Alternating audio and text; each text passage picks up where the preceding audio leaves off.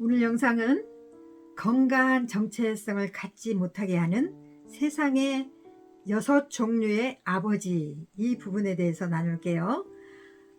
세상에는 많은 아버지들이 계시잖아요. 그런데 6종류의, 크게 간추려서 6종류의 아버지들이 있다는 거. 아버지의 사랑을 아는 것보다 더 중요한 것은 아버지의 사랑을 경험하는 거죠. 그래서 많은 아버지의 그 잘못된 영향으로 그리스도인들이 하나님을 하나님으로 바라보지 못하는 그러한 부분이 있어요. 그래서 수직으로 경험된 아버지의 사랑을 수평적으로 형제 자매에게 나누어 주는 것인데, 하나님은 우리가 육체적, 감정적, 정신적으로 서서히 성장해서 결국 성인이 되도록 하셨죠. 그 이유는 하나님이 사랑이 잘 표현된 가족이라는 공동체를 사용하기 위해 인간을, 그러니까 아기로, 연약하고 상처 입기 쉬운 아기의 모습으로 태어나게 하셨어요. 그러니까 가족이라는 공동체 안에서 사랑을 경험하도록 그렇게 하셨는데, 우리는 그렇게 잘하지 못했잖아요. 그죠? 이런 연약한 아기가 부모의 사랑과 보살핌을 통해서 영육간에 건강해서 하나님이 주신 분명한 정체성과 자존감을 가진 사람으로 성장하기를 원하셨던 거예요. 기본적인 필요, 그러니까 순기능, 역기능이 아닌 순기능 안에서 기본적인 필요가 의식주가 해결이 돼야 되겠고요. 그리고 무조건적인 사랑을 경험해야 돼요. 그 안에서 안정감을 경험해야 되겠죠. 그리고 가치관과 정체성을 심어주는 부모가 돼야 되겠죠. 또 건강한 권위, 그러니까 아버지로서의 권위, 그리고 아버지를 신뢰할 수 있는 그 신뢰자로서 그렇게 모범이 되어야 되는데 그렇지 못했죠. 그리고 아버지를 통해서, 부모를 통해서 목적과 방향성을 자녀들이 제시를 받아야 돼요. 너는 이렇게 갔으면 좋겠어? 너는 이 길로 갔으면 좋겠어? 너는 이런 사람이 되었으면 좋겠어? 라고 방향 제시를 알려줬어야 되는데, 우리 육신의 부모님들이 몰라서, 무지해서 사단에게 속아서 그걸 못했잖아요. 그리고 가정 안에서 건강한 의사소통 또는 경계선, 이런 것들이 지켜져야 돼. 건강한 의사소통이 되어야 돼요. 그런데 많은 부모들이 너 말하지 마, 입 다물어, 이러잖아요. 그죠? 그리고 경계선을 막 침범하죠. 자녀들의 경계선을 막 침범해요. 이런 것들이 분명하지 않는 가정에서 우리가 자랐죠. 그래서 숨기는 가정은 지금 6가지 말씀해드리는 이것들이 되어졌어야 되는데 그게 되어지질 못했다. 이것이 채워지지 않으면 자녀로서 안정감을 못 느끼고 사람 사이에도 안정감을 못 느껴요. 하나님 안에서도 못 느껴요. 그러니까 이러한 그 순기능 가정에서 채워져야 될 것들이 채워지지 않았다면 성인이 되어서 우리가 하나님을 믿어도 하나님이 사랑한다고 말씀을 해도, 지난 영상에서 정체성 나누면서 하나님은 여러분을 사랑하십니다, 있는 모습 그대로 사랑하십니다 라고 제가 힘차게 외쳐도 그것이 피부로 와닿지를 않는다는 거죠. 아버지의 영향 때문에 그래요. 어린 시절 아버지의 영향 때문에. 그 이유가 치유되지 않는 상처가 인생 전체에 남아있기 때문이에요. 어린 시절에 상처를 받았는데 그것이 치유가 안 되니까 우리 잠재의식 속에 이게 꾹 눌러있다가 결정적인 순간에 이게 올라와서 인간관계를 힘들게 하고 인간관계가 깨어지게 하잖아요. 그죠? 그래서 얼마나 아버지의 역할이 중요한지요. 육신의 아버지, 육신의 엄마의 역할이 얼마나 중요한지요. 어린 시절의 아버지와 관계에서 채워지지 못한 것들이 하나님의 사랑을 받는데 방해가 돼요. 방해가. 그 이유는 하나님 아버지를 육신의 아버지와 연결해서 느끼고 있기 때문에 그래요. 이렇게 내담자들에게 이렇게 종이로 표현하기, 이게 육신의 아버지야, 이게 육신의 아버지야. 육신의 아버지가 딱 가로막고 있으면 진짜 하나님 아버지가 안 보이잖아요. 그죠? 그래서 육신의 아버지를 치워라. 전 내담자들에게 이렇게 말해요. 육신의 아버지 상을 가지고 하나님을 보려고 하는 순간 하나님이 제대로 안 보인다. 그래서 육신의 아버지는 부족하고 완벽하지 않기 때문에 육신의 아버지를 일단 치워라. 이렇게 이야기해요. 왜 그런지 육신의 아버지의 영향 때문에 하나님이 정말 사랑의 하나님으로 보여지질 않고 느껴지질 않고 심판자 같은 하나님, 형사 같은 하나님, 철학자 같은 하나님, 바로 왕 같은 하나님, 구두쇠 같은 하나님, 일 감독자 같은 하나님, 무능한 하나님, 두려운 하나님, 사랑의 하나님, 각자 하나님의 이미지가 있는 거예요. 그리스도인들이 많잖아요. 그죠? 각자마다 하나님 상이 달라요.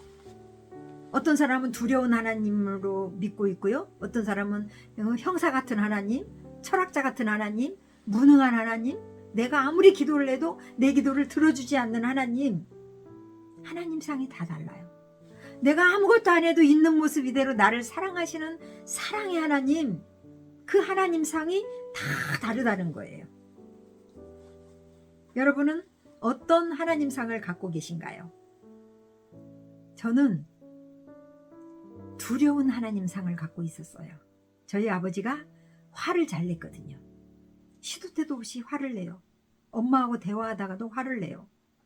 또 우리가 뭐 조금만 잘못하면 막 화를 내요. 너무너무 무서웠어요. 아버지가 무서웠어요. 아버지 앞에 다가가기가 무서웠어요. 아버지와 친밀감은 없었어요. 늘 두려웠어요. 그래서 하나님도 내가 뭔가 잘못하면 혼낼 것 같은 하나님, 두려운 하나님이었어요. 제가 회복이 되고 사랑의 하나님으로 제가 이제는 느껴집니다. 사랑의 하나님 상을 가지고 이제 신앙생활을 해요. 여러분은 어떠신가요? 하나님은 여러분을 사랑하세요. 이 말을 들으면 화가 나는 이유는 하나님은 여러분을 사랑하세요. 이런데 마음에서 막 화가 나. 이런 사람이 있어요. 제가 그런 사람 많이 봤어요. 그런 내담자 많이 봤어요. 왜 화가 납니까? 모르는데. 그런데 이제 내면으로 들어가 보고 상처를 점검하다 보면 이런 영향들이 있었다는 거예요. 아버지의 유형 6가지는 첫 번째, 하나님 자리를 대신한 좋은 아버지. 이런 아버지가 있어요. 자녀의 필요를 다 채워주고 다 공급해주는 아버지. 그런데 정말 좋은 아버지인데 하나님으로부터 오는 안식과 위로에 대해서 하나님을 신뢰하는 가르침을 하지 않았다. 그런데 좋은 아버지였어. 자녀 입장에서는.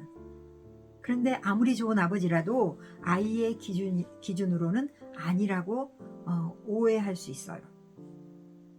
예를 들어서 무릎에 아빠가 늘 아이를 앉혀놓고 그렇게 이뻐했단 말이에요. 그런데 아버지가 돌아가셨어. 근데 아빠가 너무 잘해줬기 때문에 아빠가 너무 그립겠잖아요. 그래서 너무 그리워서 그 빈자리를 다른 이성으로 찾으려고 중독으로 가는 거예요. 관계 중독. 누군가를 내가 의존하지 않으면 이 마음이 허해. 그래서 막 사람 찾아 헤매는 거죠. 나의 그 허한 것들을 채워줄 수 있는 사람을 찾아 헤매죠. 근데 이 허함을 채워줄 수 있는 사람은 없어요. 일시적으로는 있을 수 있으나 없어요. 두 번째, 권위적인 아버지. 권위적인 아버지는 율법적이에요. 옳고 그름을 정해놓고 아이가 제대로 가지 않으면 막 혼내고 화내고 때리고 이런 아버지죠. 그리고 사랑, 자비, 인내, 부드러운 것들은 요만큼만 표현을 해. 분명히 자녀를 사랑하지만 표현을 못한다는 거죠. 이런 자녀들은 하나님이 모든 실수를 판단하고 있다고 여기고 하나님과 친밀함을 갖지 못해요. 하나님과 멀어지고 숨으려고 하죠. 자꾸 숨으려고 그래요. 예배에 가는 것을 기뻐하지 않아요. 그리고 두려움, 실패감, 자기 부인, 타인의 잘못이라고 생각하고 살아요. 그러니까 자기에게 그러한 그 잘못된 신념들을 타인에게 막 내가 저 사람 때문에 그래, 내가 저 사람 때문에 내가 지금 이래, 내 인생이 이래 막 이러면서 하나님과 관계를 친밀함으로 세우는 게 아니라 어떤 훈련에 의해서 세워 나가려고 하죠. 하나님의 심판에 대해서 더 중요시하죠. 그리고 세 번째, 일과 행위 중심의 아버지예요. 일 중독자 된 아버지. 일과 행위 중심 아버지는 아이의 실패를 늘 지적하죠. 아이가 잘할 때만 사랑하고 인정을 했다면 그 아이 신념에는 성인이 되어서도 나는 성경을 더 읽어야 돼. 더 열심히 봉사해야 돼. 그리고 나는 기도를 더 많이 해야 돼. 막 열심히 봉사를 해야 돼. 종교 중독으로 빠질 수 있어요. 예수님이 오신 목적은 종교를 주려고 오신 게 아니라 하나님과 저와 여러분 관계를 회복하기 위해 오셨어요. 일 중독의 아비의 자녀들은 두 가지 형태로 나타나는데요. 첫 번째, 교회 안에 미친 듯이 종교 중독으로 나가요. 일 중독으로 나가요. 완벽하게 섬기려고 하죠. 그리고 두 번째는 아무것도 할 수 없는 놈이라고 하면서 자기를 비하하고 자기 자신을 비난하고 내가 그렇지 뭐, 에이 포기하자, 포기해버려요. 완벽주의형, 포기형 두 가지 형태로 나타난다. 네 번째, 무능한 아버지가 있어요. 무능한 아버지는 집에 계시지만 집에 분명히 계시는데 자녀의 삶에 관여하질 않아. 근데 이 아비는 일 중독일 수 있고요. 알코올 중독일 수 있고요. 또는 어디가 많이 아픈 환자일 수도 있고요. 또 군인 아빠나 군인 또는 교회 사역자 아빠일 수 있어요. 교회 사역이 너무 바빠서 아이를 돌볼 마음의 여유가 없는 거야. 왜냐하면 성도들을 케어하다 보니 집에 오면 너무 힘들잖아요. 그러니까 아이에게 무관심한 거죠. 이런 자녀는 하나님의 사랑을 감정으로 느끼기가 힘들어요. 성인이 되어서도 그리스도인이 되어서도 하나님의 사랑을 이곳에서 정말 느끼기가 힘들다는 거죠. 왜냐하면 육신의 아버지와 그 부분이 교류가 안 됐기 때문에 아버지 하나님도 그것이 안 된다는 거예요. 그리고 예배 시간에 하나님의 임재와 하나님이 들려주시는 음성에 그것들을 듣기를 힘들어해요. 아예 어떻게 보면 차단해버릴 수가 있어요. 듣고 싶지 않다? 차단해버릴 수가 있어요. 그래서 제가 내면 치유 영상에 올려드렸지만 내면 안으로 들어가서 내적 치유하는 자가 치료하는 방법을 올려드렸는데요. 저는 내담자들을 놓고 이렇게 멘트로 제가 멘트를 하고 이렇게 성령님께 맡기면서 하는데 정말 어린 시절에 이러한 부모를 둔 그 성도는 내담자는 하나님의 임재 속으로 못 들어가더라고요. 그리고 하나님이 뭐라고 말씀하시는지 들어보세요 라고 제가 멘트를 해도 못 들어요. 그러니까 이런 것들이 회복이 돼야 이 부분도 정말 하나님의 은혜 가운데, 임재 가운데 들어갈 수 있겠죠. 그리고 이들은 하나님의 사랑을 경험해서 사역을 하는 게 아니라 종교 활동으로 여기는 거죠. 내가 열심히 해야 하나님이 나를 사랑할 거야. 종교 활동이죠. 하나님이 베풀어 놓으신 그 은혜가 너무 감사해서 난 하나님의 일을 일부분이라도 나는 할 거야 라고 한다면 그건 은혜인 거죠. 그런데 내가 상급을 받기 위해서 일을 한다면 그건 자유함이 없는 거잖아요. 그래서 이란 아버지를 뒀던 성도들은 교회를 갈 때에도 하나님 아버지께로 가는 마음보다 종이 주인에게 가는 마음으로 교회를 가죠. 다섯 번째, 부재 중인 아버지가 있어요. 아버지가 일찍 죽었거나 아니면 이혼을 했거나 별거 등으로, 또는 뭐 요즘은 주말 부부 많잖아요. 주말 부부로 뚝 떨어져서 사는 가정들이 있단 말이에요.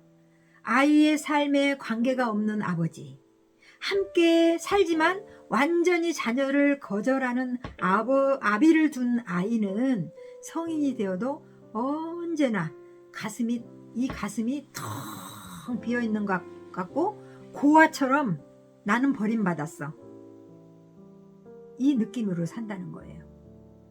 그래서 난 기독교인이 될 수 없어. 그래서 무능한 아비와 이 부부는 공통점이 있어요. 친밀감의 문제거든요. 그래서 인생의 삶은 심각하고 고생스럽다는 신념이 있어요. 잘못된 신념이죠. 하나님은 다른 사람만 사랑하고 나는 관심이 없어, 이렇게 하나님에 대해서 잘못된 생각을 가지고 있어요. 자를 아무리 기도해도 들어주지 않는 하나님, 이렇게 하나님상을 갖고 있다는 거죠. 그리고 외롭고 필사적으로 싸우는 삶을 살아요. 늘 외롭고 이 삶이 막 전쟁터 같은 거야. 필사적으로 산다는 거죠. 그리고 생존하는 마음으로 삶을 살아요. 얼마나 힘들겠어요, 이런 삶이. 그죠? 하나님은 생존자를 원하시는 게 아니라 자녀를 원하세요. 아버지와 자녀의 관계, 친밀한 관계, 이걸 원하세요. 이들은 행위를 통해서 사랑을 받으려고 해요. 그러니까 교회 생활도 열심히 행함으로, 이렇게 해야 내가 이렇게 열심히 섬겨야 하나님이 나를 사랑할 거야, 이런 신념이 있다는 거예요. 사람들과의 관계 속에서도 자신의 행위를 통해서 사랑을 받으려고 해요. 얼마나 피곤하겠어요, 그죠? 이것이 도달이 안 되면 수치심을 느끼고요, 죄책감으로 자기 자신을 막 비난을 하는 거죠. 6번째, 학대하는 아비. 외상 A타입, B타입 영상을 올려드렸는데요. 영적이고 신체적이고 정서적인 성적인 학대, 아이에게 이러한 것들로 상처를 주죠. 이러한 학대는 사단에 의한 거예요. 사단이 아버지의 마음을 막 조종을 해가지고 거기에 그 육신의 아빠가 놀아난 거라는 거예요. 그렇게 해서 아버지도 힘들고 자녀도 힘들고 상처를 주고 받고 했잖아요, 그죠? 이렇게 자란 아이는 권위자에게 다가가지 못하고 권위자를 신뢰하지 못하고 하나님께도 가까이 가지 못한다는 거예요. 그래서 모든 상처는 빛 가운데 드러낼 때 물러가죠. 우리가 겸손하게 하나님께 나가서 육신의 아버지를 풀어주고 용서할 때, 용서로 풀어줄 때 하나님의 치유가 적용이 돼요. 권위자에게 다가가지 못하고 신뢰하지 못하고 관계 안에서 사랑을 받아들이지 못하고 어려워하고 자기 자존감이 비하되고, 그리고 사람들을 원망하고 비난하고 비판하고 정죄하고 사소한 일에도 분노하고 빈정거림 등이 있어요. 학대하는 아버지 밑에서 자란 아이들의 현상인 거죠. 성인이 되어서 이러한 현상들이 나타나죠. 예수 그리스도는 종교적인 서기관과 바리새인에 의해서 감정적인, 신체적인, 성적인, 영적인 학대를 당하고 가셨어요. 그러므로 주님은 우리의 고통을 외면하지 않는 분이시죠. 왜냐하면 당신이 그 고통을 당해 보셨기 때문에 우리의 연약함을, 우리의 고통을 무시하지 않는다는 거예요. 외면하시지 않는다는 거예요. 그래서 히브리서 4장에 보면 우리에게 있는 대제사장은 우리의 연약함을 동정하지 못하실 이가 아니고 오직 모든 일에 우리와 한결같이 시험을 받으신 이로되 죄는 없느니라. 죄는 없으시니라. 우리는 학대당한 것들을 잊어버릴 수가 있어요. 우리의 정서에 학대의 기억은 삶을 지치게 하죠.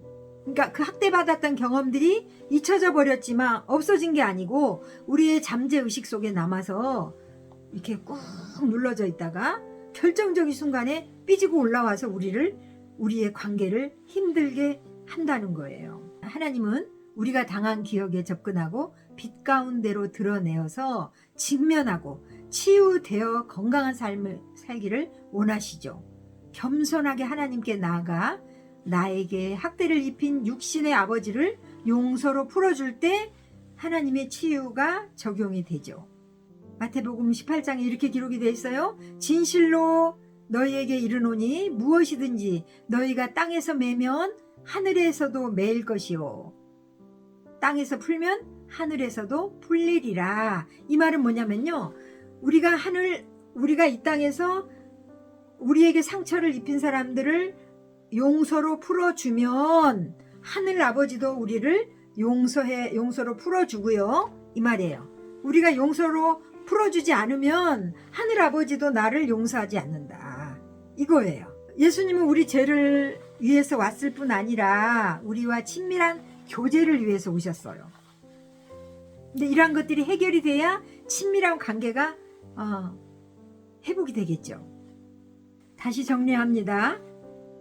우리가 지금 오늘 세상의 6 아버지에 대해서 지금 나누어 봤는데요. 그 6 아버지의 잘못된 양육의 형태로 우리 내면 안에 상처를 입었고, 그것들로 인해서 우리가 하나님 아버지 상을 제대로 보지 못하고 있다는 것을 나누었어요. 그래서 저는 오늘 여러분에게 부탁드립니다. 아까도 제가 설명드렸던 것처럼 육신의 아버지 상을 용서로 풀어주세요. 용서로. 하나님 아버지의 명령이에요. 우리에게 상처를 입혔던 그 아버지를 용서로 풀어주고 잘못된 하나님 상을 회복하시기 바랍니다. 육신의 아버지의 영향으로 인해서 심판자 같은 하나님, 형사 같은 하나님, 철학자 같은 하나님, 바로 같은 하나님, 구두쇠 같은 하나님, 일 감독자 같은 하나님, 무능한 하나님, 두려운 하나님, 육신의 아버지의 영향으로 그런 하나님상을 가지고 우리가 신앙생활을 하고 있습니다. 여러분에게 상처를 입혔던 여러분의 아버지, 육신의 아버지를 용서로 풀어주세요. 그리고 진짜 사랑의 하나님을 만나시기 바랍니다. 영상이 마음에 드셨나요? 오늘도 우리를 사랑한다고 말씀하시는 그 하나님의 손을 붙잡고 오늘도 여러분 화이팅 합시다. 감사합니다.